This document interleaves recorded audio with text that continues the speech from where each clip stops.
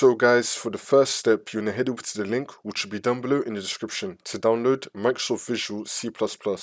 And then once you're on this, you're going to scroll down. There's going to be two downloads right here, one for x86 and one for x64. We're going to download both of these. So we're just going to click on both of them. They're now going to start downloading. Wait for this to load. And then once it's been downloaded, we're just going to right click on one of them and then click on show in folder. And we should now be seeing both these downloads in our downloads folder.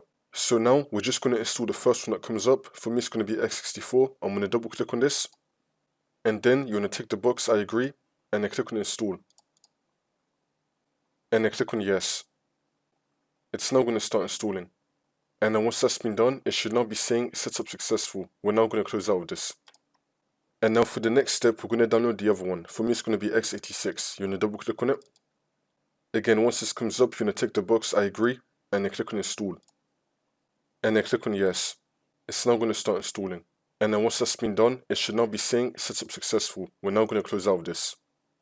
And now for the last step, you just want to restart your computer and then the problem should be fixed.